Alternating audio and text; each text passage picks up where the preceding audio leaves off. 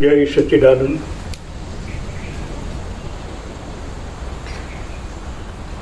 जीवन में पहली बार जब साधक को इन अवस्था का अनुभव होता है तभी वो रोमांच अनुभव करता है।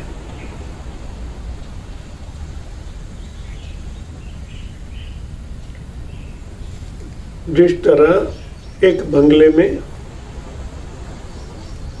एक लाइट जगाने से पूरा बंगला प्रकाशित हो जाता है, इसी तरह इस छोटे ब्रह्मांड में मुख्य धाराएं 72,000 नस नाड़ियां, इनसे कनेक्टेड छोटे मोटे कनेक्शन यानी 3.5 लाख नस नाड़ियां।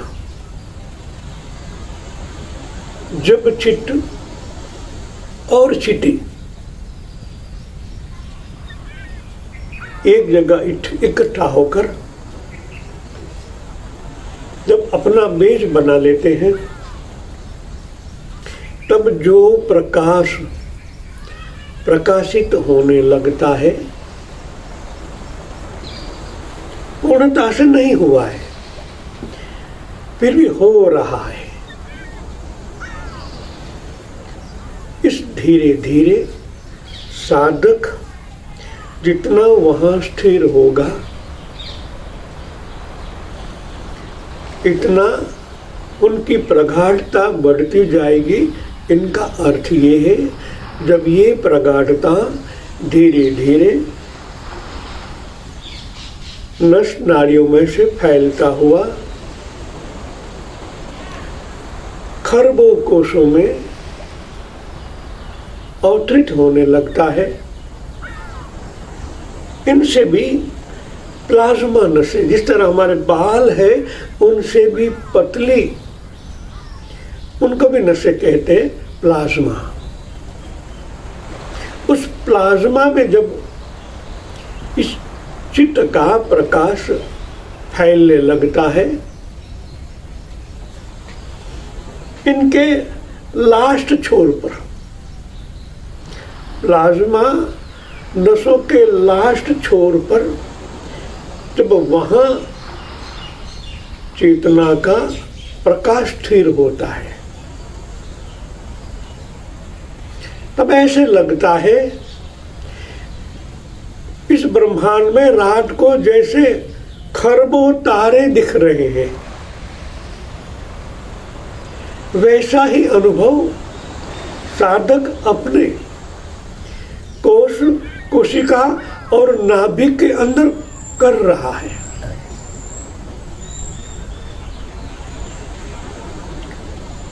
पूरा ब्रह्मांड प्रकाशित हो जाता है। खुद के अंदर ऐसा अनुभव करना, और जब आंख ऊपर की ओर उठाता है साधक,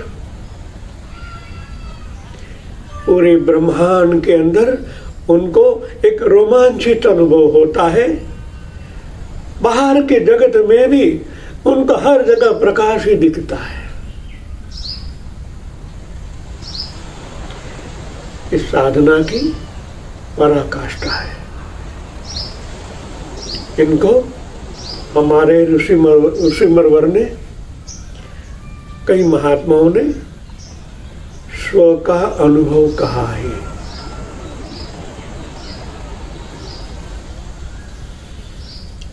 मन जब विकेंद्रित होता है,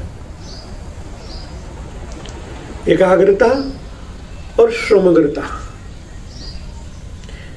ये मन का स्वभाव है। जब समग्र होता है तो पूरी रोम रोम में वो प्रकाशित देखता है। जब एकाग्र होता है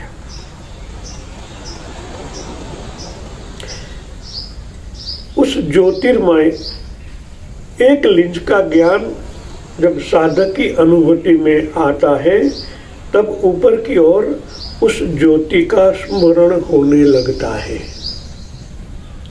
साधक एकाग्र होता है। तब उनकी ईडा और पिंगला, प्राण तो अभी सुषुम्ना में है, मगर थोड़ा बहुत प्राण ईडा पिंगला में भी है, और धीरे धीरे दृष्टि ऊर्ध्वगमन होती है। तो इन्हीं नजरों के द्वारा एक अलग प्रकार की ज्योति दोनों आंखों में से होकर आज्ञा चक्र में स्थिर होती है। तब उनको एक ज्योतिर्मय, एक वाणमय संस्कृत का शब्द है, अपने वेदांत में से आया हुआ है। तब साधक को इन ज्योति का अनुभव होता है।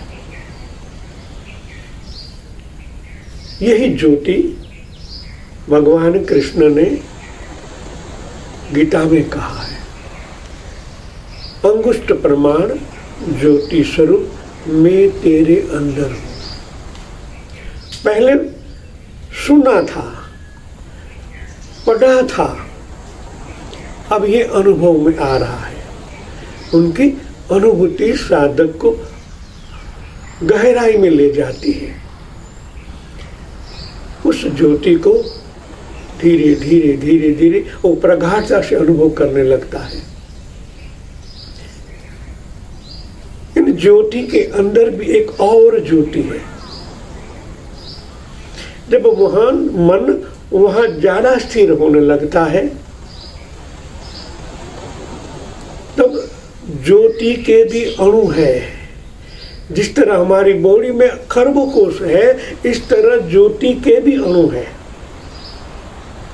एक के साथ दूसरा, दूसरे का तीसरा, इस तरह कई खरबों अणु हैं इस ज्योति में। एक दूसरे के साथ कनेक्टेड होता हुआ साधक जैसे ऐसे लगता है मैं कई गुफा में जा रहा हूं। ये अनुभव इस तरह होता है। एक अणु, ज्योति का भी एक अणु, मन इतना सूक्ष्माति सूक्ष्म हुआ है, एक अणु के साथ दूसरा अणु कनेक्टेड है। जिस तरह यहां से लाइट प्रकट होकर यहां तक आती है, इसी तरह एक अणु दूसरे अणु के साथ सम्मिलित है, और धीरे धीरे उनको ऐसा अनुभव होता है कि मैं कई किलोमीटर अंदर उस गुफा के अंदर चला जा रहा हूँ, चला जा रहा हूँ, चला जा रहा हूँ। मस्ती तो इतना ही है। उनको ऐसा अनुभव होता है कि मैं हजारों किलोमीटर की यात्रा कर रहा हूँ। कब बाहर की ज्योति और अंदर की ज्योति एक हो जाती है, प्रथम बार का अनुभव है, मालूम नहीं पड़ता है, फिर भी अनुभव में आता है। तब मन सोचने लगता है, क्या मैं दिवा स्वप्न तो नहीं देख रहा हूं, सत्य है क्या? मेरा कोई अनुभव, बाहर का कोई लाइट का अनुभव है? क्यों पहली बार अनुभव होता है, ये सत्य है। बाह्य जगत विमुख हो जाता है, सूक्ष्म जगत भी विमुख हो जाता है।